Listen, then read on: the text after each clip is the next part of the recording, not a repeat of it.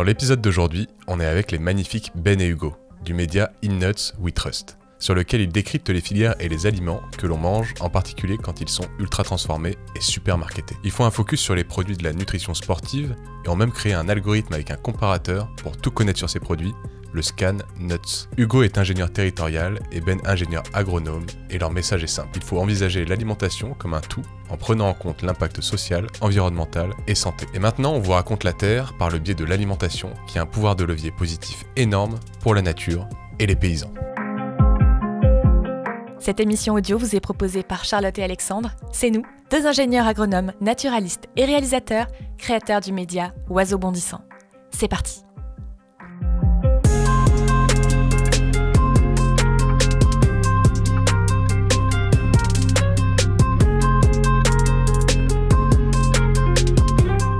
Et c'est pas forcément un mal, justement, de chercher une profitabilité économique. Il faut juste pas qu'elle transcende, en fait, la raison d'être de son entreprise. Globalement, avoir de l'argent, ça doit pas être un but en soi.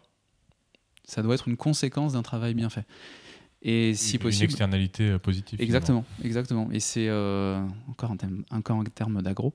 Mais justement, c'est ça en fait qui doit être fait. Et il y a une très bonne intervention, je pense que ça doit être un des TED les plus vus au monde aujourd'hui, de Simon Sinek, qui est un grand speaker états-unien. Et justement, il parle des Golden Circle en disant comment justement arriver à inspirer les gens et avoir une démarche marketing. Alors lui, c'est très marketing. C'est dire pourquoi tu le fais, comment tu le fais, et ensuite dire ce que tu fais. Mais le pourquoi, ça doit être jamais en fait, pourquoi j'ai envie de gagner des thunes. Oui, c'est le nerf de la guerre, mais c'est une conséquence, encore une fois, c'est une externalité positive à un travail qui doit être bien fait, en faisant en sorte de faire aujourd'hui attention à l'environnement. Aujourd'hui, en fait, ça devrait être la base de tout business pour assurer la pérennité du business, non seulement la pérennité de ce qu'on fait, mais demain, si on ne fait pas attention un tant soit peu justement au climat, à la biodiversité, et également à l'aspect social, en fait, l'entreprise va mourir pour plusieurs raisons, parce que les gens en fait vont commencer à se désintéresser d'une entreprise qui ne fait pas attention à l'environnement ou aux gens en général, et également si demain on ne fait pas attention au fait que si on continue à cultiver comme on cultive aujourd'hui du tournesol, du soja ou du cacao, demain en fait avec le dérèglement climatique, avec la perte de biodiversité, on n'arrivera plus à planter, en tout cas plus dans les mêmes conditions, ces matières premières. Donc, et ça encore une fois, les entreprises qui le prennent en compte maintenant, avec des données économiques, permettent justement demain d'être encore en lice et d'être encore même assez fortes. Tu avais une formule que j'ai entendue lors d'une de tes interventions ou d'un podcast, c'était les entreprises qui investissent dans une formation développement durable ou transition dans 100 employés, et peut-être qu'ils vont demain ils sauveront 1000 emplois parce qu'ils seront toujours là pour employer des gens, quoi. D'une certaine manière, c'est un peu la maxime ou l'image du poisson et du pêcheur, c'est-à-dire que tu donnes un poisson à une personne, elle se nourrira un jour, tu donnes la canne à pêche, elle se nourrira toujours. En allant plus loin là-dessus, c'est tu donnes la manière en fait aux gens en fait d'appréhender le monde et de mieux comprendre en fait les enjeux et les problématiques. Les gens arriveront à mieux en fait prendre conscience des choses. Et c'est ce qui a été fait il y a quelques années. Malheureusement, c'est resté caduc, mais le gouvernement justement avait fait une grande session avec la société civile justement pour proposer en fait des solutions très opérationnelles d'un point de vue environnemental, social, économique. Donc, tu parles de Convention citoyenne pour le climat. Exactement. Et le souci, c'est que du coup, ce qui était très très intéressant, c'est que c'était des personnes qui étaient très néophytes, voire même profanes complets sur ces sujets-là. Ils ont eu un peu de formation et d'éducation, et en fait, ils ont vu qu'il y avait une vraie nécessité d'aller vers un changement presque dogmatique sur certains secteurs. Encore une fois, cette convention, ce qui est très dommage, c'est retombé un peu comme un soufflé. Mais quand bien même aujourd'hui, dans les entreprises privées, tu fais de la formation et de l'information aux collaborateurs dans des très grosses boîtes ou même des plus petites boîtes. Justement, ça insuffle une énergie différente. Et en allant plus loin sur l'image, c'est même pas donner une canne à pêche, c'est plutôt donner les plans de la canne à pêche pour faire en sorte que, bon gré mal gré, en fonction de s'il y a une mer agitée ou s'il y a des plus ou moins petits poissons, justement, le conscient collectif, la société civile, soit capable de mieux appréhender tous les sujets, quels qu'ils soient. On en arrive un peu à ce que tu as appelé ton side project tout à l'heure, votre grand projet bénévole, mais qui est dédié à la société, quoi, aux gens, pour leur santé, qui s'appelle In Nuts We Trust, donc un nom marrant et qui n'est pas forcément facile à prononcer, mais dont tout le monde se souvient, je pense. Et je voulais commencer par qu'est-ce que c'était votre pourquoi avec les nuts ? Alors, on nous a posé la même question hier pendant la conférence. En fait, notre objectif, nous, c'est, alors on aime bien dire ça, mais c'est semer des graines un peu pour un monde meilleur, tu vois. Donc, c'est-à-dire que, alors, semer une graine, c'est au sens de l'idée, finalement. Donc, nous, ce qu'on souhaite, c'est donner des clés de lecture, en fait, aux consommateurs pour mieux consommer, mieux appréhender, en fait, l'acte d'achat, pour déclencher plutôt un achat responsable. Et donc ça passe par la réflexion. C'est-à-dire que nous, ce qui nous intéresse, c'est voilà, de nous dire que finalement, bah, y a des gens, ils ne se posent pas de questions quand ils achètent quelque chose. Et ben là, demain, ils vont justement, avant d'acheter quelque chose, ils vont se dire « Ah, mais tu vois, j'ai entendu ça, peut-être que je vais changer de produit, ou en tout cas, je vais reconsidérer en fait mon besoin. » Et nous, le curseur, il est placé là, en fait. Donc, c'est-à-dire qu'on essaye d'avoir un regard objectif, parce que notre but, c'est pas de dire ça c'est bien, ça c'est nul. C'est juste de voilà, susciter en tout cas l'intérêt, la réflexion au changement chez le consommateur. Et si on arrive à faire ça, bah, en fait, on a rempli notre mission. Et donc, c'est pour ça qu'on a monté un site web, une plateforme où on propose des articles, tout un tas de publications qui sont sourcées, qui sont détaillées. Sur les réseaux sociaux aussi, on est présent et alors c'est du contenu plus vulgarisé de quelques secondes, mais pour autant, l'idée, c'est vraiment ça, donner des clés de lecture aux consommateurs pour analyser les étiquettes, décrypter les allégations nutritionnelles et comprendre en fait que quand on achète un produit, on achète le monde qui va avec. Voilà, c'est un peu notre fil rouge, c'est ça. Ouais, bah j'ai noté sur votre site internet justement des termes forts, c'est vous voulez comprendre et analyser l'empire alimentaire, vous voulez décrypter le marketing alimentaire et vous voulez traiter la consommation au sens large.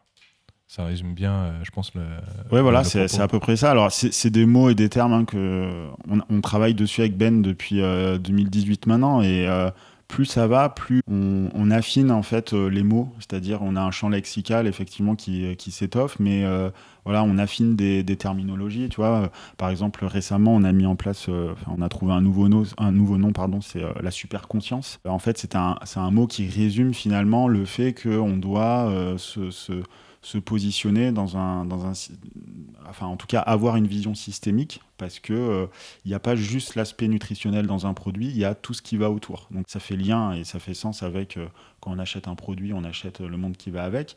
Mais l'idée, c'était de mettre un mot là-dessus pour faire prendre conscience aux gens qu'ils avaient tout intérêt à s'intéresser et à s'éveiller par rapport à ça, pour comprendre que finalement, acheter quelque chose, c'est un acte politique.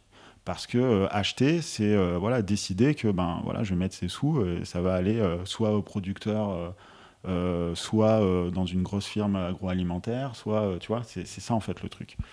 Je pense que c'est vraiment une caractéristique qui vient de votre formation d'ingénieur aussi. C'est d'ailleurs la vision systémique, prendre du recul pour voir le système, c'est complètement des mots-clés d'ingénieur. Et c'est ça aussi que vous apportez dans le monde de la nutrition et de la santé, quoi. Bah, c'est en tout cas, c'est ce qu'on essaye de faire. C'est-à-dire qu'aujourd'hui, dans le monde de la nutrition, ce qu'est Sweet Rush, justement, c'est un projet qui est né en prenant la clé d'entrée de la nutrition sportive. Pour recontextualiser un petit peu les choses, du coup, on essaye de semer des graines, mais surtout, en fait, ça fait écho à notre propre vécu. On fait tous les deux avec Hugo du CrossFit depuis maintenant quelques années.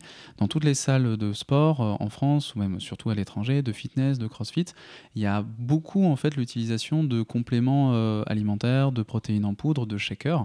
Et parfois, c'est un peu dommage parce que on va avoir des très bons athlètes, des personnes aussi qui vont essayer de s'entraîner tous les jours et qui vont vraiment dédier une grande partie de leur journée à des entraînements parfois de très haute intensité, mais moins faire attention en fait à leur alimentation, ou se dire que justement, vu qu'ils ont pris certains compléments ou certaines protéines en poudre, ça va leur permettre de mieux récupérer et de mieux performer. Et c'était justement ce qui nous a poussé en fait à créer ce média, pour essayer de rationaliser un petit peu le bol alimentaire des gens, et rationaliser aussi ces grands préceptes, ces grandes idées reçues, ces grandes incantations qui sont finalement partagées par alors certaines firmes, certains industriels, mais également certains influenceurs qui peuvent avoir finalement des intérêts qui sont un peu mêlés avec encore une fois des entreprises, ou juste une méconnaissance des sujets.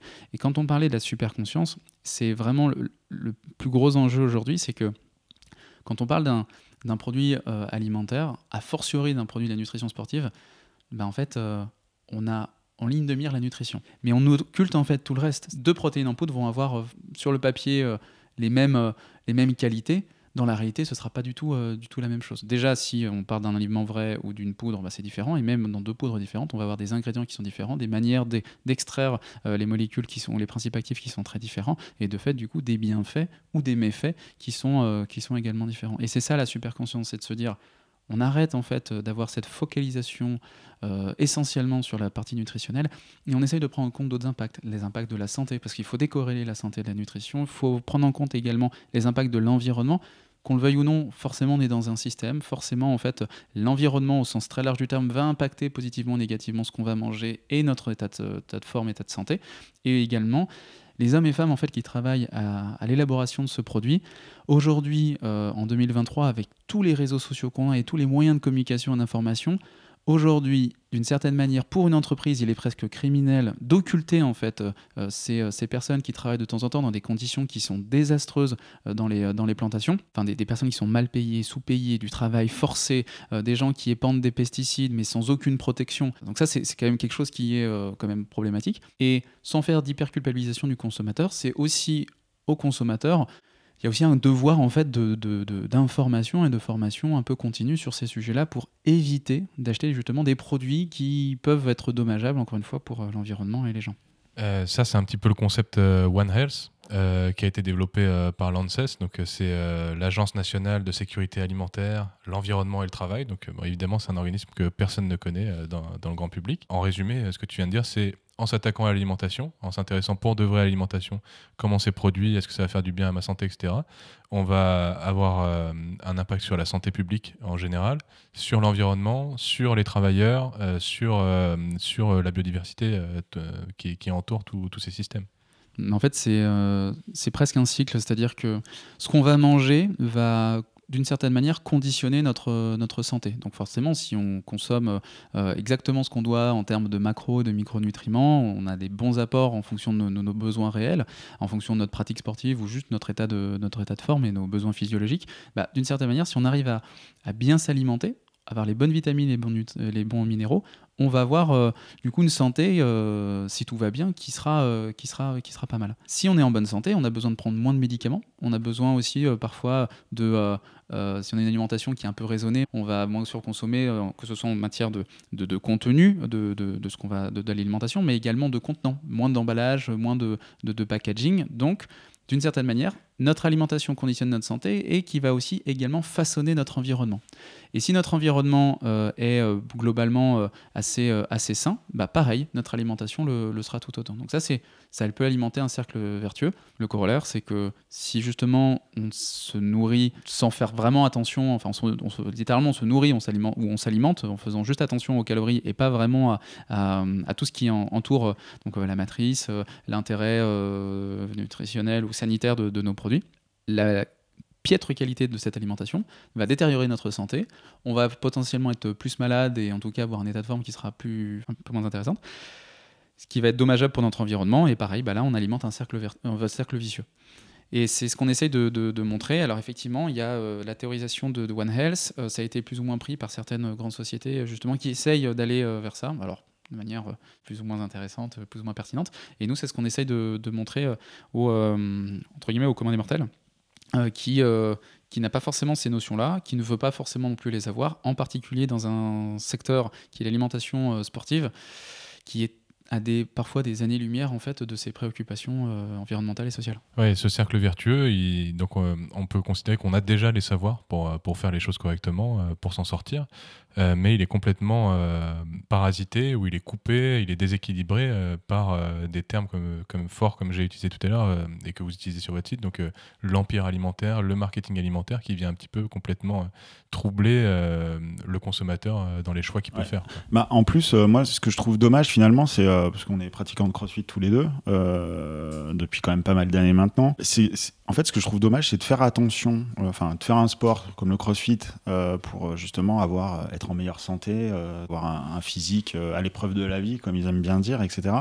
Mais à côté de ça, de manger strictement n'importe quoi. Alors, je mets pas tout le monde dans le même panier, mais c'est fou en fait de voir que on soit à l'entraînement ou dans des compétitions d'envergure départementale, régionale ou nationale, en fait, il suffit juste de regarder les athlètes s'alimenter et en fait, t'hallucines au quotidien, quoi.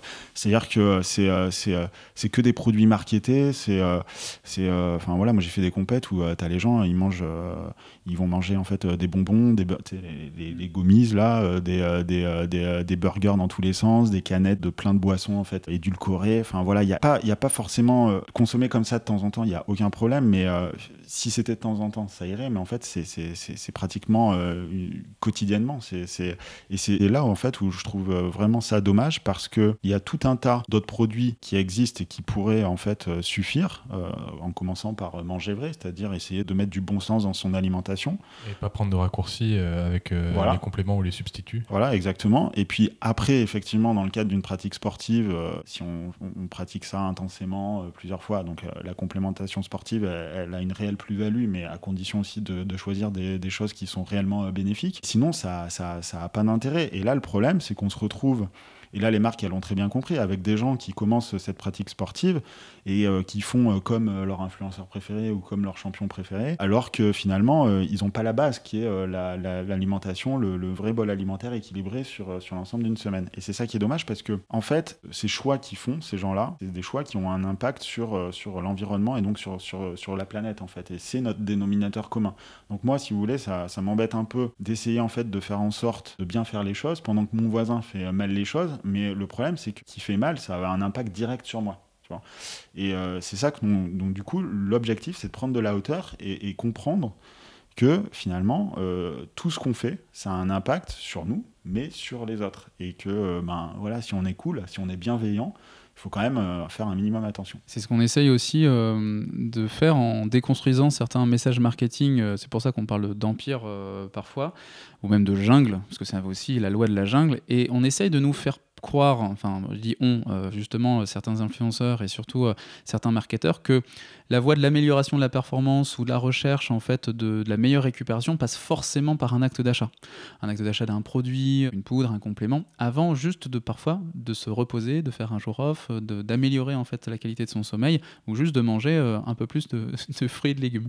Ouais, c'est le même principe que d'acheter un robot massant parce qu'on a mal au dos plutôt que de faire des étirements. Mais c'est vraiment ça, c'est que là on parle vraiment, là on reste sur la partie nutritionnelle, mais ce que tu dis c'est vraiment systémique et c'est symptomatique aussi de ces secteurs-là. Et c'est ultra intéressant de le voir sur le marché du sport, parce que autant sur le marché un peu mainstream de l'alimentation classique, on le voit un peu moins, et puis surtout le législateur fait un peu plus attention, la répression des fraudes est un peu plus active et fait un peu plus de veille. Sur la nutrition sportive ou le sport en général, c'est vraiment une loi de la jungle. Donc effectivement, on va voir des balles massantes, on va voir des rouleaux, des rouleaux vibreurs, on va voir des électrodes qu'on peut se poser, on va voir de la lumière rouge ou blanche pour activer plus ou moins. Ça va croire qu'on est des plantes et qu'on fait de la photosynthèse. Enfin, on se pose des trucs comme ça. Même avec Hugo, c'est un petit truc une petite blague qu'on a ensemble, mais demain, si y a une marque qui vend un plug anal en disant que tu vas courir plus vite, honnêtement, ça marchera. Pour remettre un petit peu de contexte, là vous parliez du fait de faire du crossfit. Donc ça, c'est un autre point qu'on a en commun, en plus des études à l'ISTUM. C'est nous aussi, on pratique ce sport. Donc c'est un sport qui est très exigeant, qui est très complet, qui généralement réunit beaucoup de gens qui font très attention à leur physique, mais surtout d'un point de vue de la performance, beaucoup plus que le bodybuilding, je pense, en général. Et pour vous peindre un petit peu le décor, quand on arrive dans une salle de crossfit, donc on arrive, on a une personne qui est en train de prendre un shaker de protéines pendant son entraînement, une autre qui prend des BCA, donc des acides aminés, une autre qui est en train d'utiliser justement les électrodes pour récupérer plus vite. Dans le fond de la box, donc on appelle ça une box de CrossFit, une salle de CrossFit. On a un frigo FitHead, donc une boisson énergisante accélérée à la récupération. Donc on est en permanence, en tant que sportif, assailli par le marketing et par prenez ce produit, vous allez récupérer mieux, vous allez être plus performant, vous allez être mieux. Et est-ce que vous pensez, justement en vous attaquant à ce public qui sont les sportifs, surtout les sportifs de CrossFit en l'occurrence, ou de triathlon comme vous pratiquez aussi, est-ce que vous pensez que vous allez réussir à parler au grand public en général? Je ne pratique pas le triathlon. Non, par contre, ce que je voulais dire, et c'est là où c'est paradoxal, c'est que ces gens, ils achètent donc un abonnement, ok. Ils achètent plein de produits qui coûtent une blinde, faut se le dire. Aujourd'hui, il y a beaucoup de gens qui achètent des programmations supplémentaires, parce que tout le monde, des programmations spécifiques. Donc, c'est-à-dire qu'on paye une programmation spécifique en plus d'un abonnement à la salle. Donc, normalement, l'abonnement que tu as à la salle a une programmation, donc c'est censé suffire. Donc, effectivement, il y a tout un tas d'artifices avec des balles massantes, des rouleaux massants, etc. Voilà. Et par contre, personne, ou très peu de gens font de la mobilité. Très peu de gens, finalement, commandent des plans diète à l'aide de professionnels, des nutritionnistes ou des diététiciens, etc.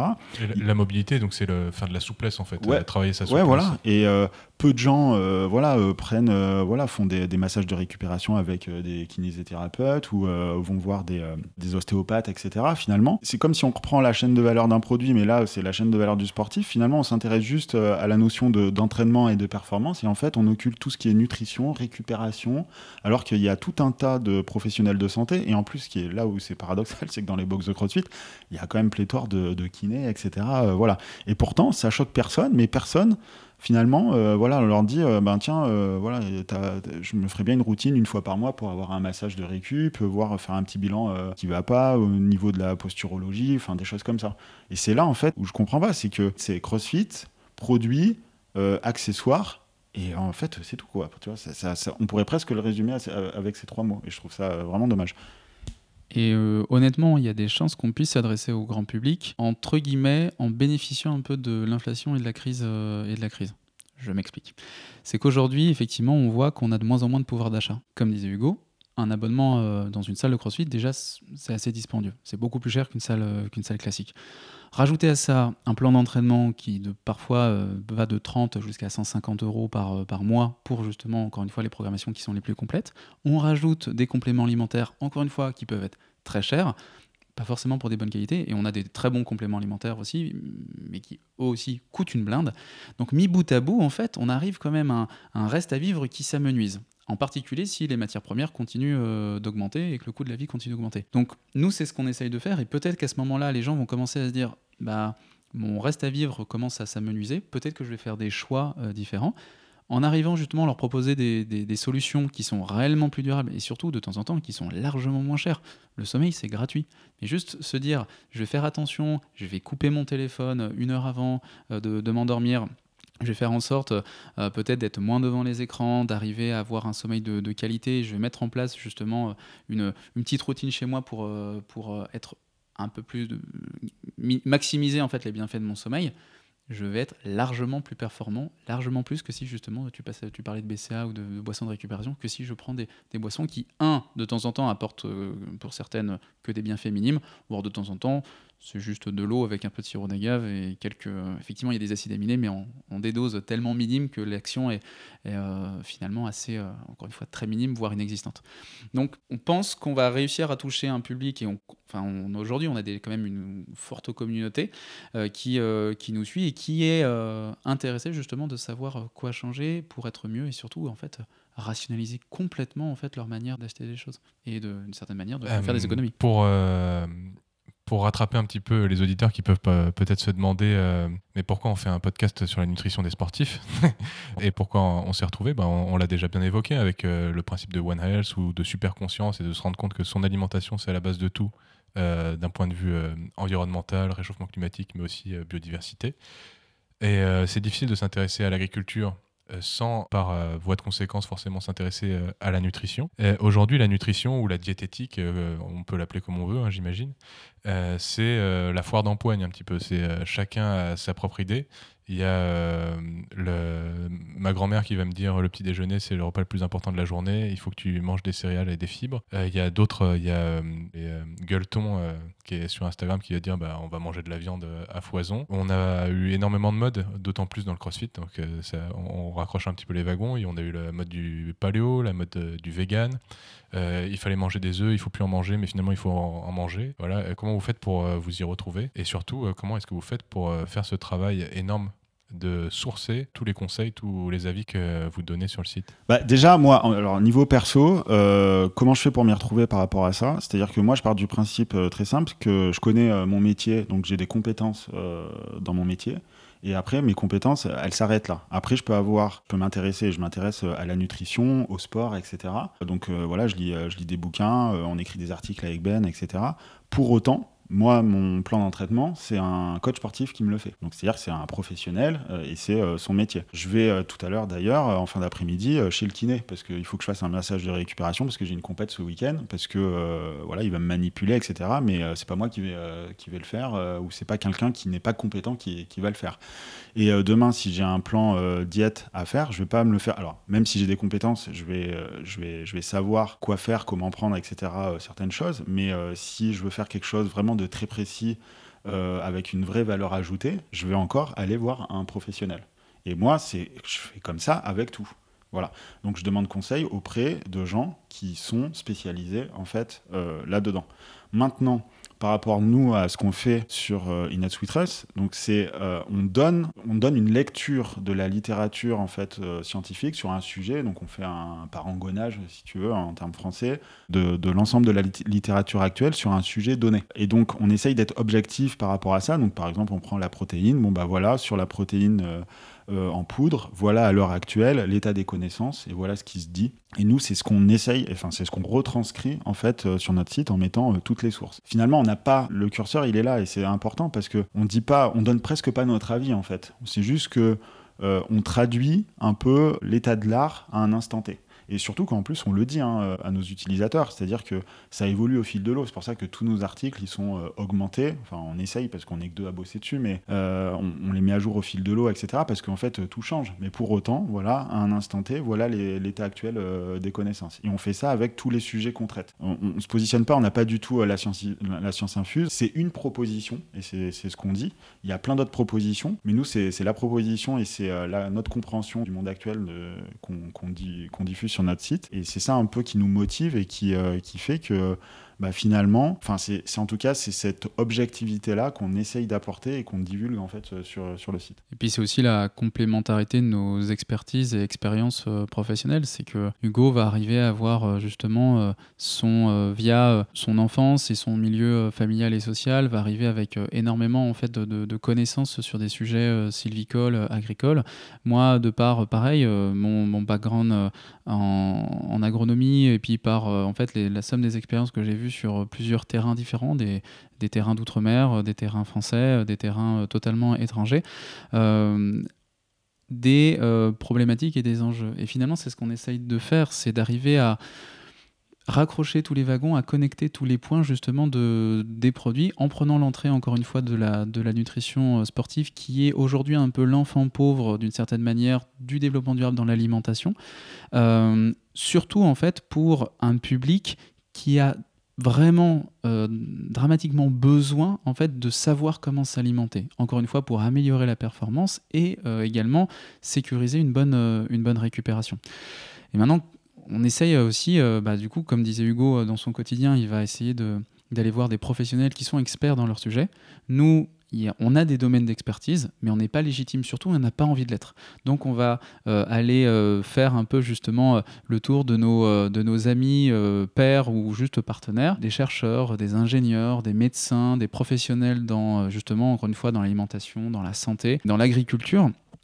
D'une certaine manière, 1, pour s'informer, et de 2, pour challenger ce qu'on dit ou ce qu'on écrit. Parce que de temps en temps, on peut avoir des raisonnements. On est obligé de faire de la vulgarisation et d'avoir des raisonnements qui sont un peu plus simplistes par rapport à la complexité de la réalité. Mais il ne faut pas non plus que que cette simplification devienne trop simpliste et qu'on tire le trait trop rapidement. Et donc, c'est un gros travail qu'on fait, qui n'est pas forcément visible, parce que l'iceberg émergé, ça c'est juste quelques vidéos de 30 secondes sur les réseaux sociaux et des gros articles de peut-être littéralement des dizaines de pages, mais c'est de temps en temps des semaines de travail, et quand on écrit quelque chose, on fait en sorte que ce soit pour nous. Le site doit être une bibliothèque, ne serait-ce que pour nous, on l'utilise en tant que ça, sur un sujet, c'est l'état de l'art est fait à jour sur ce qui se dit sur un sujet, une filière, un produit, et donc du fait, si on veut que ce soit bien pour nous, ça doit être bien pour les autres. Pour rattraper tous nos auditeurs, et puis sans tomber dans le biais du magazine de santé ou du magazine Avoir le ventre plat pour la plage cet été, Est-ce que vous pouvez nous donner quelles seraient les bonnes pratiques d'un côté pour les sportifs ou les grands sportifs et de l'autre pour monsieur et madame tout le monde? Alors pour le côté sportif, alors en tout cas moi c'est ce que je prône à mon échelle, mais je pense que c'est en tout cas un bon point de départ. C'est déjà d'optimiser son alimentation. Donc son bol alimentaire, donc c'est-à-dire représentatif sur une semaine, donc du lundi au dimanche. Donc c'est essayer de manger des produits de saison, des produits peu ou pas transformés dans la mesure du possible, et essayer de faire ça en circuit court, c'est-à-dire acheter voilà, des produits nutritifs. Là, il y a un petit bémol en ce moment, c'est qu'il y a quand même la réalité de la vie et du coût de la vie. Ben l'a évoqué avec l'inflation. Donc, il y a aussi, en tout cas, moi, depuis quelques mois, il y a ça qui rentre en considération. Donc, c'est-à-dire que de la viande rouge, j'en achète plus beaucoup, enfin, plus autant qu'avant. Donc, j'aime mieux manger un bon morceau de viande une fois au resto de temps en temps plutôt que d'acheter, tu vois, des steaks charal 2-3 fois par semaine. Ça, c'est la réalité. Mais voilà, pour autant, ça fait aussi découvrir d'autres produits à cuisiner et je trouve ça plutôt sympa.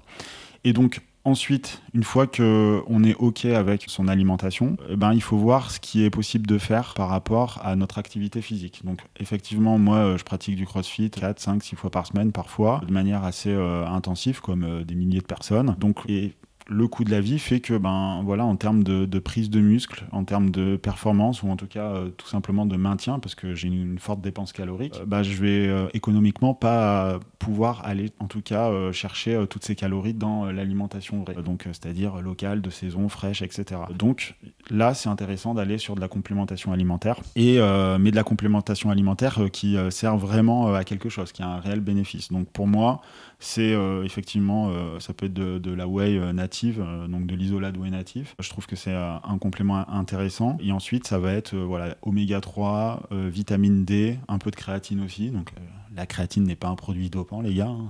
Voilà. Donc si je fais une métaphore, ton métier aujourd'hui, influencé vers le développement durable dans les grandes entreprises, dans les grands groupes, est-ce que ce serait pas un peu du lobbying, mais du lobbying positif pour une fois, du lobbying durable vers une transition? Et est-ce que tu peux nous montrer un peu, faire la démonstration de ce que peut être un pouvoir de levier en faisant changer au moins un tout petit peu ces grosses entreprises?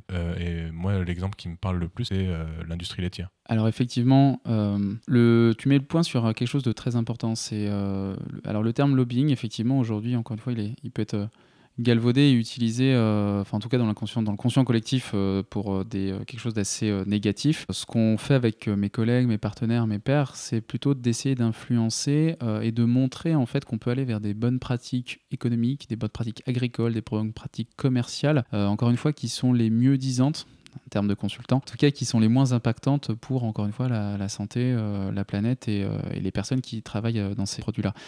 On essaye, et c'est ce qui se fait aujourd'hui, on voit qu'on va avoir des réglementations qui vont être de moins en moins permissives et de plus en plus fortes, justement, alors pas contre les entreprises, mais en tout cas pour amener justement ce changement dogmatique des entreprises.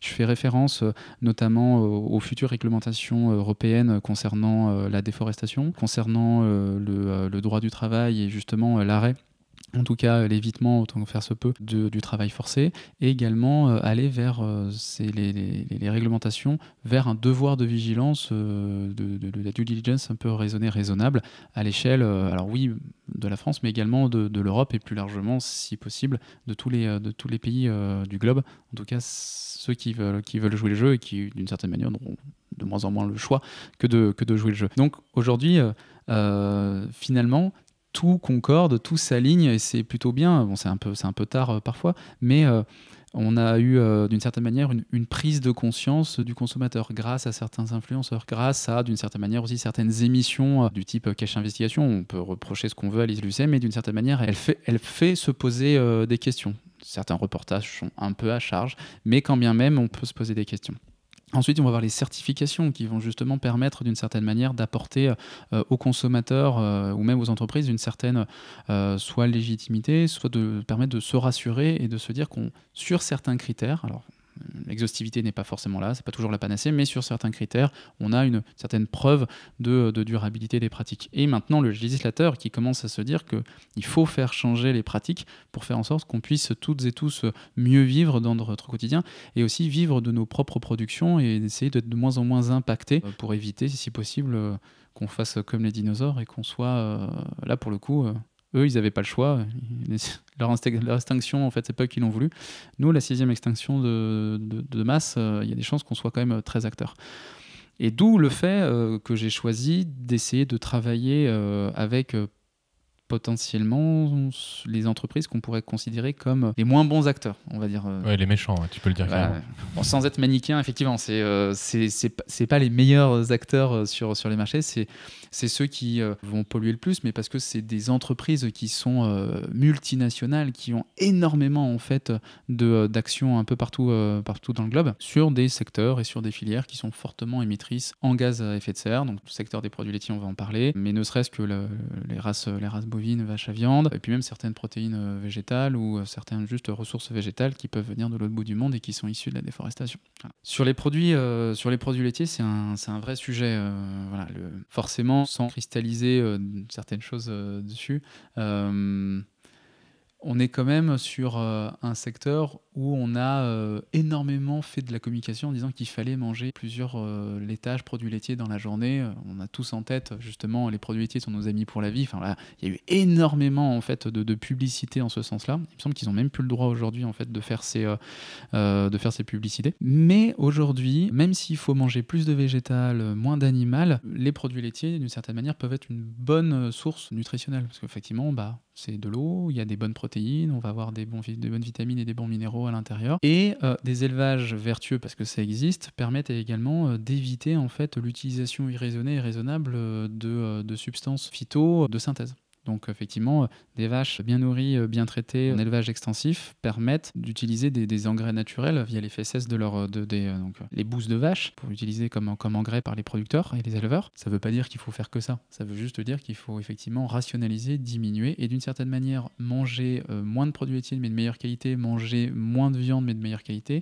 Paradoxalement, c'est largement mieux pour nos éleveurs en France. Parce qu'en général, quand on mange des lasagnes un peu dégueu, de temps en temps, c'est même pas de la viande de bovine, ça vient en général pas de France parce que c'est beaucoup trop cher. Alors que si demain on évite justement tous ces produits de merde ultra transformés, que ce soit des produits laitiers ou même des produits carnés en général, et qu'on se ressente sur une bonne pièce de viande, mais de temps en temps des bons produits laitiers, un bon fromage qui est fait justement par un éleveur et un fromager dans le Cantal, à Roquefort, on a énormément de régions extraordinaires en France, donc c'est dommage de manger des produits en poudre ou juste des fromages industriels de piètre qualité. Et si on se concentre justement sur ce type de produits, on va donner notre argent directement en fait à ces producteurs qui font bien les choses ou en tout cas qui essayent de faire des choses différemment, mieux, et on va justement investir directement. Donc on parle d'acte politique, c'est aussi un acte économique. On finance la transition, justement, on finance des élevages plus durables. C'est exactement même votre principe de super conscience, c'est-à-dire d'être conscient que chaque achat, chaque acte de consommation va avoir un impact positif ou négatif et c'est à nous de choisir ce qu'on va consommer, quoi. Et là, je vais être très vulgaire, mais effectivement, quand on achète à bas coût quelque chose, forcément, il y a quelqu'un qui se fait baiser. Voilà, j'ai été vulgaire. Pour revenir à quelque chose de sérieux, on essaye, et ça, c'est une pensée qui est aussi très propre peut-être à l'agronomie et au monde du conseil, c'est d'essayer de réfléchir à l'ensemble des impacts et des enjeux sur la chaîne de valeur, donc vraiment du champ jusqu'à l'assiette. Et effectivement, la superconscience, c'est un peu le mot un peu chapeau qu'on a trouvé pour essayer d'adresser ces enjeux sur l'intégralité de la chaîne de valeur. Donc, parce qu'on va avoir des risques et des enjeux au niveau de l'amont agricole, donc vraiment la base. Donc c'est qu'est-ce qui va être cultivé, comment, pourquoi, par qui, quelles sont les molécules qui sont utilisées et pourquoi. Ensuite, comment ça va être récolté, comment ça va être transporté, d'où ça vient, comment c'est fait, comment ça va être processé au niveau justement industriel ou semi-indus ou même artisanal. Quels vont être les éléments supplémentaires, les additifs qu'on va peut-être mettre dans ce produit-là, que ce soit un produit mainstream ou un produit de nutrition sportive. Et ensuite, l'usage, la consommation réelle, l'utilisation que va faire le consommateur et la fin de vie des emballages qui sont utilisés. Donc c'est tout ça qu'on essaye d'avoir en tête là. Et forcément, quand on a un produit qui est pas ou peu cher, forcément, la qualité va être amoindrie. On ne peut pas se demander d'avoir une viande excellente ou un produit laitier d'une très haute qualité pour finalement une pièce de viande à 1 ou 2 euros, c'est pas possible. Donc le corollaire, c'est quoi ? C'est que justement on va utiliser des essences ou des céréales qui poussent très vite avec plein de pesticides pour éviter en fait pour maximiser les rendements. Mais le problème, c'est que du coup on va avoir des problématiques environnementales derrière et peut-être même de qualité nutritionnelle ou sanitaire liées. Le potentiellement l'éleveur ou le producteur va se faire moins bien rémunéré ou par rapport à ce qu'il devrait avoir. On a quand même en France des éleveurs qui gagnent moins de 600 € par mois. C'est quand même un non-sens en France. Enfin, de temps en temps, quand on dit ça, on a l'impression que c'est des pays en voie de développement. Quand 600 balles par mois de reste à vivre, c'est quand même pas énorme. Ou même pas de reste à vivre, juste de salaire qu'ils arrivent à se dégager. Et en général, les bonnes marges sont au niveau des industriels. Donc là, pour le coup, ils n'ont pas trop de problèmes. Et enfin, si le produit est peu cher, forcément, en fait, d'un point de vue nutritionnel ou de santé, on peut se poser des questions sur l'innocuité de ces produits-là ou sur l'intérêt réel de ces produits-là pour nous, consommateurs. Je parlais de super conscience, il y a aussi One Health dont on a parlé, etc. C'est un peu des mots chapeau, des mots valises. Et moi, j'ai le sentiment que les gens, ils ont besoin un petit peu d'avoir ces mots, de réussir à mettre un mot sur des concepts et de ne pas être flou comme avec les termes sobriété, écologie, biodiversité. C'est des termes qui finalement ne veulent plus rien dire aujourd'hui.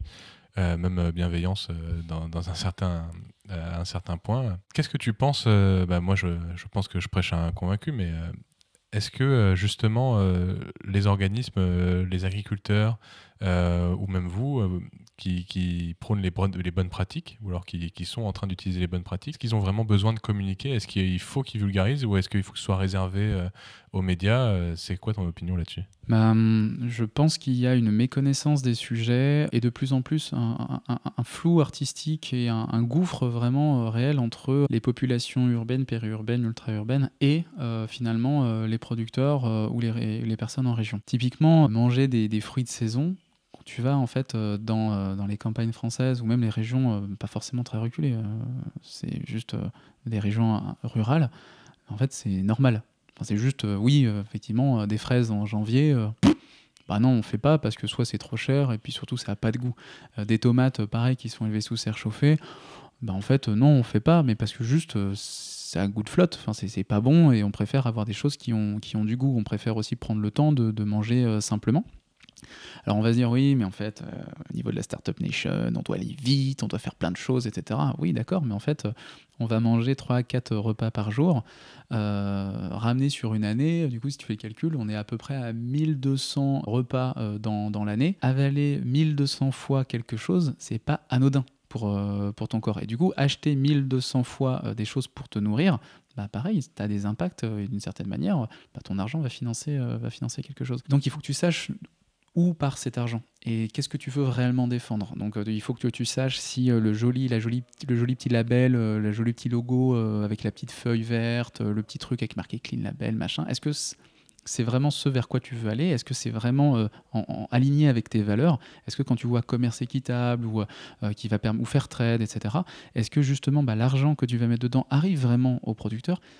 Et ça, en fait, aujourd'hui, il y a une méconnaissance des logos, des labels, des sujets, des filières, des secteurs, de la complexité justement des acteurs qui interagissent les uns avec les autres depuis le champ, depuis la parcelle, encore une fois jusqu'à ton assiette ou parfois jusqu'à ton shaker de protéines. Et donc, je pense que la communication ne doit pas être réservée qu'à une certaine catégorie de personnes, en particulier aujourd'hui où on voit aujourd'hui que les métiers de l'influence et du journalisme peuvent, pareil, être un peu flous, où les journalistes n'ont pas forcément une très bonne connaissance technique des sujets. C'est parce qu'on leur demande, mais parfois, de temps en temps, c'est bien de rentrer dans la technique. Et je pense que les premiers qui devraient en parler, ce sont celles et ceux qui font. C'est une des raisons pour lesquelles Innate We Trust, nous, alors oui, on a encore une fois une certaine légitimité sur certains sujets, mais on ne veut pas aller sur une légitimité sur tous les sujets. C'est pour ça qu'on fait intervenir plein de gens différents. Mais les producteurs, les éleveurs devraient être les premiers justement à prendre la parole, que ce soit en personne, que ce soit via des coopératives ou peut-être même via des marques qui mettent en place. Je pense à pas mal des marques, C'est qui le patron, les marques Bleu Blanqueur, plein de marques en fait qui peuvent être des coopératives ou qui peuvent donner la voix à ces éleveurs-là qui parlent de leur sujet. Ou alors avoir recours aux médias oiseaux bondissants, évidemment. Par exemple, là, je pense que c'est le meilleur média qu'il faudrait avoir. C'est parce que là, vous avez les deux. Vous avez, grâce à Oiseaux Bondissants, vous avez un système tout en un avec une plateforme, avec des agros qui permettent de connaître les métiers et en même temps des personnes techniques qui arrivent à monter et à transmettre les messages. Okay. En top d'avoir des recommandations précises quand on est sportif ou quand on est plutôt type sédentaire.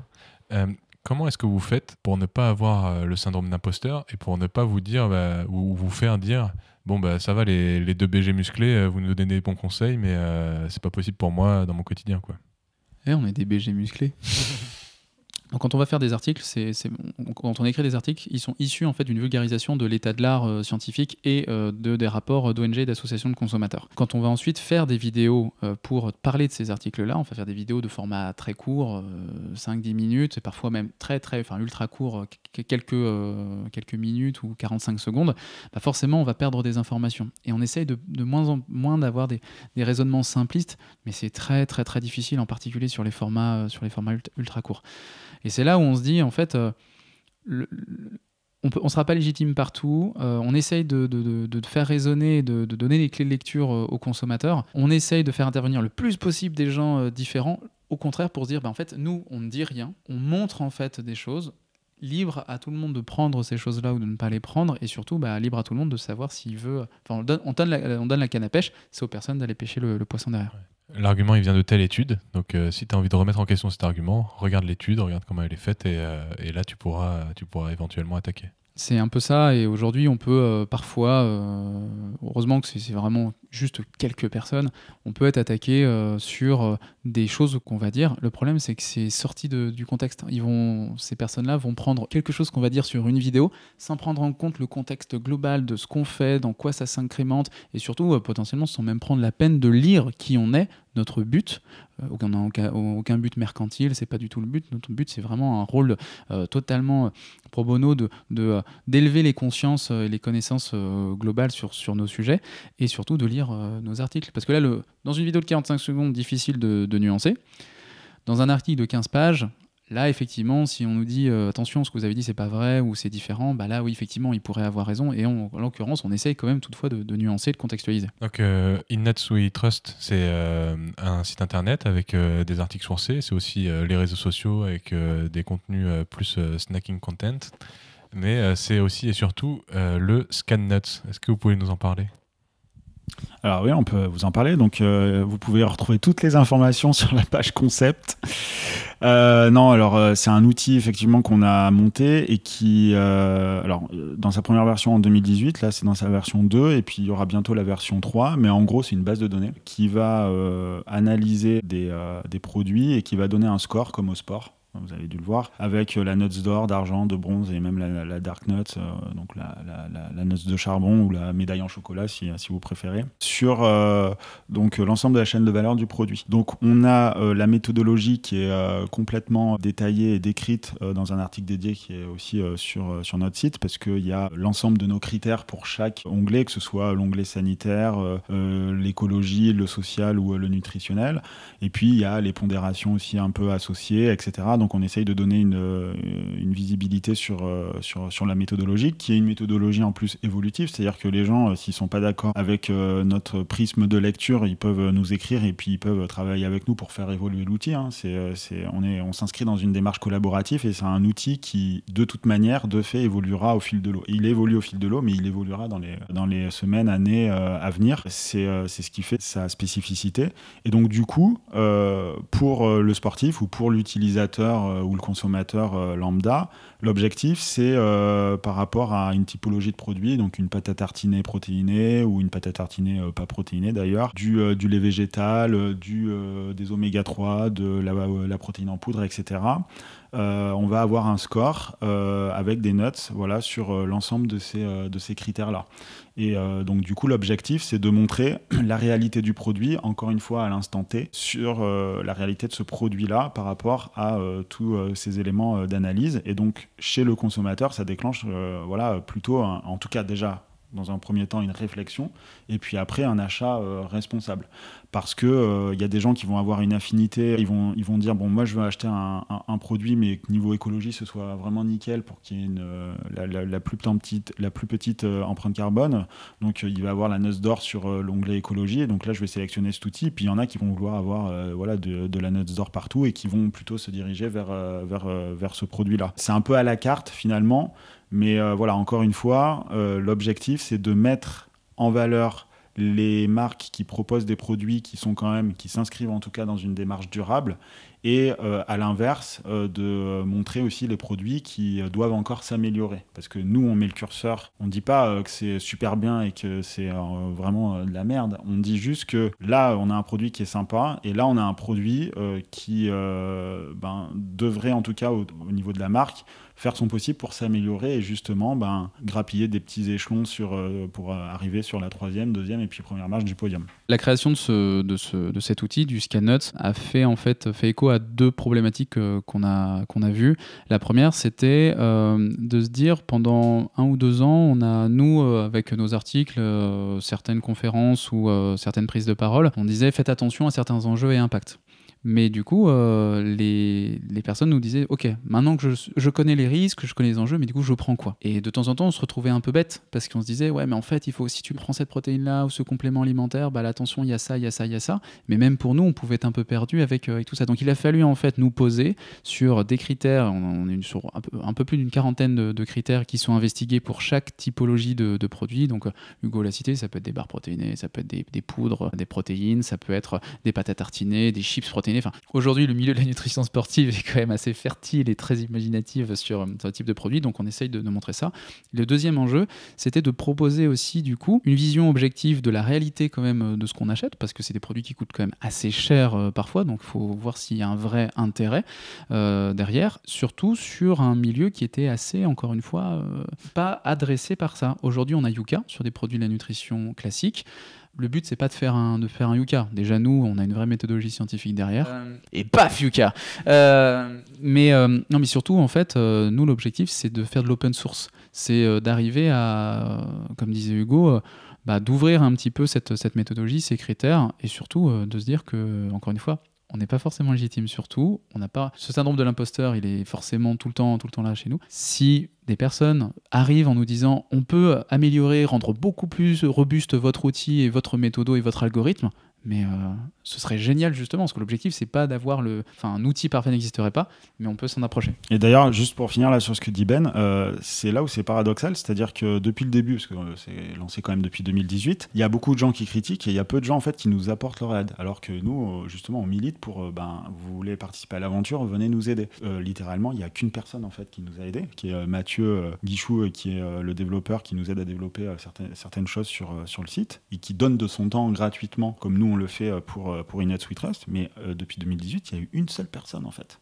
Voilà. Donc c'est là aussi où on veut en venir, c'est-à-dire que c'est bien de dire ouais c'est pas très bien, c'est nul ou ça pourrait être mieux et tout, mais d'accord, mais venez en fait et travailler avec nous et proposer, voilà, même si c'est qu'1 heure par semaine, c'est déjà qu'1 heure par semaine et on fera évoluer le truc, il n'y a aucun souci avec ça. Ouais, le message finalement c'est vous voulez vous en sortir, vous voulez améliorer les conditions, nos conditions de vie, notre avenir, faites quelque chose, arrêtez de critiquer. Surtout qu'on propose quelque chose de gratuit, peut-être que demain on aura un business model et on se dira qu'on va vendre quelque chose. Aujourd'hui, c'est pas forcément ni le but ni l'envie. En tout cas, notre objectif, c'est clairement pas que ce soit notre métier. On fait ça par passion. Certaines personnes vont faire de la peinture, d'autres des assos. Nous, on fait Innots We Trust, qui nous prend un peu de temps sur notre temps personnel. Qui vous coûte un peu d'en sortir. Vous voulez qui nous coûte également de l'argent parce qu'effectivement, on a fait le choix en fait d'être une entreprise et une SAS, de pas être sous un fonctionnement de l'associatif, de pas forcément du coup de fait avoir des subventions du coup publiques et de vivre justement sur nos propres deniers là-dessus, ou potentiellement des marques qu'on pourrait accompagner qui pourraient nous aider d'un point de vue financier avec ces conseils qu'on leur a prodigués. Donc c'est le choix du SAS qui a un coût, on a un expert comptable, on a des frais de gestion sur le site, voilà, il y a plein de choses en fait qui font que c'est des sources de coûts pour nous, mais c'est des choses qu'on fait en fait d'une certaine manière avec plaisir. Et quand on arrive justement et qu'il y a des gens qui nous disent ça pourrait être mieux, effectivement, alors oui, il y a plein de choses qui pourraient être améliorées. Le problème, c'est le temps qu'on a aussi. En fait, à un moment donné, nos connaissances, c'est que Hugo et moi, on est très bons sur certaines choses. Enfin, en tout cas, j'espère. On a, grâce à Mathieu, une expertise sur du dev et c'est génial. Mais derrière, si demain, on veut mettre en place une vraie appli sur smartphone, là, il faudra vraiment du temps et surtout un petit billet pour mettre en place ça. Ou alors, si des personnes, justement, sont très intéressées et veulent faire du mécénat pour ça, contactez-nous. Je trouve qu'on ressent bien votre formation d'ingénieur dans le concept même du ScanNuts, parce qu'on dirait vraiment un outil d'aide à la prise de décision qu'on peut donner dans un contexte de développement territorial en fait. Oui, mais c'est un outil d'aide à la décision. Hein. C'est juste qu'on est à l'échelle du consommateur et comme on le disait au début, on est au stade de la réflexion. Voilà. Donc ScanNet, c'est fait pour apporter, pour déclencher déjà la réflexion de attention, est-ce que le produit que je vais acheter est responsable par rapport aux 4 critères, et la visibilité que l'outil va me donner sur tel ou tel produit, ben justement, va faire que le consommateur va se positionner sur tel ou tel produit et donc va se responsabiliser sur son acte d'achat. Et là, pour nous, ben, c'est gagné en fait. Et sur Yuka, une barre feed, c'est score A, et puis sur les nuts, ScanNuts, c'est la noce de charbon. Oui, parce que justement, le souci, c'est qu'on ne fait pas que attention à la nutrition, on fait attention, comme disait Hugo, sur 3 autres très gros volets du développement durable en général. Forcément, la santé, qui a décorrélé de la nutrition, parce que d'un point de vue nutritionnel, une barre protéinée peut être très bonne parce qu'elle va être très riche en protéines, enfin aux yeux en tout cas des personnes qui vont faire les produits ou du consommateur qui veut des protéines. Ok, super, il y a des protéines. Et en plus de ça, on va enlever le gras. Donc on va enlever le gras, on va enlever du sucre, mais le corollaire de ça, c'est pour avoir un produit qui reste gourmand et qui se tient, si on enlève le gras, on va mettre des texturants. Si on va enlever le sucre, on va mettre aussi des édulcorants. Ces types de produits peuvent poser question sur leur innocuité, sur notre santé. Et les protéines qu'on va utiliser, en général, ça va être des protéines, c'est des ingrédients craqués, dont la qualité nutritionnelle ou sanitaire, du coup, est pas excellente non plus en termes d'apport, par exemple, en qualité et en quantité d'acides aminés, notamment essentiels. Et à côté de ça, si c'est des ingrédients ultra transformés, il va y avoir énormément d'énergie qui vont être faits pour les produire, dans des emballages en général uniques, non recyclables et de temps en temps non recyclés. Donc d'un point de vue environnemental, pas top. Et comme on le disait aussi au cours du podcast, la partie sociale également est à questionner, parce que si les matières premières coûtent pas cher, forcément le producteur et l'éleveur n'ont pas eu énormément d'argent justement pour sanctionner leur travail. Pour conclure notre échange, j'avais envie de prendre une phrase qui est sur votre site. C'est « Les choses avancent, donc, mais lentement ». Le changement est très long, mais pour faire en sorte que ce changement soit réellement ancré dans nos pratiques et nos habitudes, il faut aussi prendre le temps. Malheureusement, ce temps-là, parfois, quand on voit les rapports du GIEC, quand on voit certains rapports d'ONG sur les situations de déforestation, sur les situations de non-respect des droits humains dans certaines régions du monde, pas forcément si éloigné que ça. On se dit qu'il y a urgence à agir. Enfin, les changements des comportements prennent du temps, et ancrer des habitudes justement dans le conscient collectif également. Donc nous, c'est ce qu'on essaye de faire depuis le début. On essaye de pas non plus hyper culpabiliser le consommateur, mais de mettre un bon gros coup de pied aux fesses de certains industriels, parce que c'est eux qui sont à l'origine de certains imaginaires qui sont à déconstruire. Le fait de prendre des protéines pour avoir du muscle, le fait d'être obligé de prendre des ingrédients qui viennent de l'autre bout du monde pour avoir un côté un peu exotique ou un truc un peu sympa, différent, disruptif, on l'appelle comme on veut, dans le bol alimentaire. Non, il faut déconstruire ça. Revenir sur des choses qui sont des produits de saison, des produits non transformés, effectivement, c'est pas sexy entre guillemets, et en même temps, est-ce qu'on a besoin de faire en sorte qu'une fraise soit sexy, qu'une pêche soit sexy? Non, on a juste besoin en fait qu'elle nous nourrisse et qu'elle nous apporte des bienfaits nutritionnels classiques. Et Hugo, est-ce que tu peux nous faire une recommandation culturelle? Oui, alors je peux en faire 2 même. Déjà, il y a un premier bouquin, je l'ai découvert parce que vous connaissez certainement l'influenceur Bon Pote, qui parle d'un sujet pas cool qui est le climat, enfin le réchauffement climatique. Et du coup, il a coécrit donc aux éditions CNRS Éditions un livre qui s'appelle Tout comprendre ou presque sur le climat, voilà, qui est celui-là. Et franchement, j'ai vraiment bien aimé ce livre. Alors moi, j'avais quand même, parce que dans mes études de géographie, j'ai fait de la climatologie, etc. Donc j'avais quand même des notions. Mais là, ce qui est cool, c'est que en fait, c'est un peu sous forme de BD. C'est-à-dire qu'il y a des petits dessins et tout sympa. Il y a les enjeux qui sont bien vulgarisés, etc. Et on comprend tout. C'est-à-dire qu'est-ce que le réchauffement climatique, qu'est-ce que un consensus scientifique, etc. Ça se lit très bien, ça se lit très vite. On peut revenir tout le temps dedans quand on oublie quelque chose. Et surtout, ça permet aussi de répondre un peu aux amalgames et aux raccourcis de la société civile sur le climat. On ne sait déjà pas la météo de demain, alors le climat, on sait encore moins. Tu vois, ce genre de choses. Et j'ai trouvé ça vraiment super sympa parce que au-delà d'un bouquin, c'est vraiment un outil qui peut vraiment servir presque au quotidien. Voilà. Et le deuxième sujet que j'ai envie d'aborder, c'est une série que j'ai regardée il n'y a pas très longtemps, qui est toujours disponible sur Arte TV, donc en replay, c'est totalement gratuit, qui s'appelle Jeux d'intention Et en fait, ça met en exergue, alors il y a l'onglet agricole avec les coopératives laitières et le fait de justement utiliser des pesticides pour améliorer les rendements, etc. Voilà. Il y a d'un autre côté les lobbies qui vendent justement les produits phytosanitaires et d'un autre côté les politiques, notamment les députés qui sont en charge en fait de rédiger les lois, en fait de proposer les lois justement pour faire interdire en fait certains de ces pesticides qui sont dangereux parce qu'il y a des labos indépendants qui ont montré justement le lien de cause à effet sur des cancers, des leucémies en tout cas, donc les cancers du sang là chez certains agriculteurs. Et en fait, donc c'est en 2 saisons, c'est des acteurs super connus en plus puisqu'il y en a qui sont de la comédie française et c'est super bien foutu et franchement dès le premier épisode on rentre dedans et on a envie de savoir la fin. C'est une série française et ça montre vraiment toutes les interactions pour comprendre pourquoi il y a autant de difficultés pour les pouvoirs publics justement, même quand il y a des très bonnes intentions au sein même des pouvoirs publics pour faire appliquer les lois. Parce que derrière, il y a des puissants et qui, justement, mettent tout en œuvre pour mettre des bâtons dans les roues de ces gens-là. Voilà. Donc, vraiment, super série que je recommande. Jeu d'intention.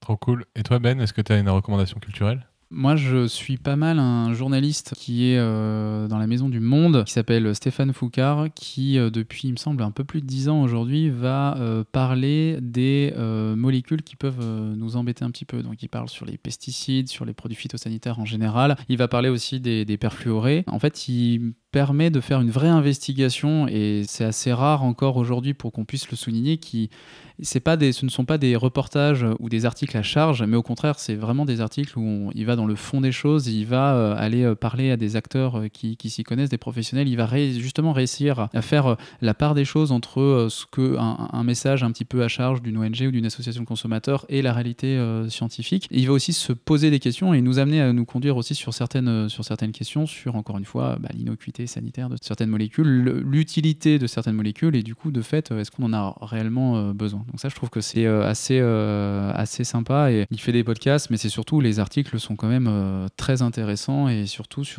rebondissent sur des choses qui sont aujourd'hui un peu invisibles. Et la deuxième personne que j'aurais en tête, c'est très masculin malheureusement, ça va être Anthony Fardet qui est aujourd'hui chercheur plutôt sur de l'alimentation, qui va théoriser comme alimentation vraie, fait partie il me semble du conseil scientifique de l'application SIGA qui a pour but en fait d'arriver à revoir et à traquer les ingrédients et les aliments ultra transformés. Et il a théorisé la règle des 3V, donc manger vrai, varié et végétal. Et ça permet justement d'une certaine manière de théoriser le fait qu'un ingrédient n'est pas qu'une somme de nutriments ou de calories, mais c'est beaucoup plus compliqué que ça. Être réductionniste et justement de se dire je vais prendre tel nutriment, tel complément pour avoir ces nutriments-là, mais c'est cool parce que j'aurais mangé une pomme, j'aurais aussi les mêmes vitamines. C'est pas aussi simple que ça, parce que justement, quand tu manges une pomme, tu vas manger la matrice, tu vas manger des fibres, tu vas manger certaines choses en fait que tu n'auras pas si tu manges des compléments juste simples. Donc je trouve ça assez intéressant là-dessus aussi, et puis ça permet d'avoir des réponses un peu opérationnelles parfois. Voilà. Et Hugo, est-ce que toi aussi tu peux nous recommander un invité ? Ouais. Julien Vénesson, donc qui est journaliste scientifique, qui a écrit plusieurs ouvrages, dont un que je vous ai présenté tout à l'heure, donc Nutrition de la force, Paléonutrition, le deuxième volet de Nutrition de la force qui va sortir, puisqu'il a augmenté son ouvrage, qui propose toute une série d'articles sur son site, julienvénesson.fr, et franchement, je pense qu'il a beaucoup à dire, surtout qu'il a monté son propre laboratoire, qui s'appelle UNAE, et je pense que ça serait un super invité. Ouais, et du coup, à part le site internet, où est-ce qu'on peut vous suivre ? Alors sur Instagram pour le plus gros du réseau social, donc sur @inatsweetrust.fr. Sinon on a un compte TikTok aussi, on a une mini chaîne YouTube, mais on publie rien dessus pour l'instant parce qu'on n'a pas le temps. Et Facebook aussi, il y a la page Facebook, voilà, on est à peu près sur ces réseaux-là. Bon, merci beaucoup les Nuts. Merci beaucoup à toi.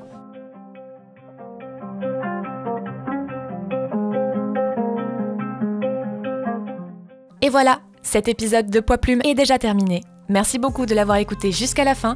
Maintenant, on a besoin de vous. Partagez l'épisode autour de vous pour nous aider à avoir plus d'impact. C'est pour ça qu'on fait ces contenus. On se retrouve bientôt pour un nouvel épisode de Poids Plume, le podcast qui raconte la Terre. Salut!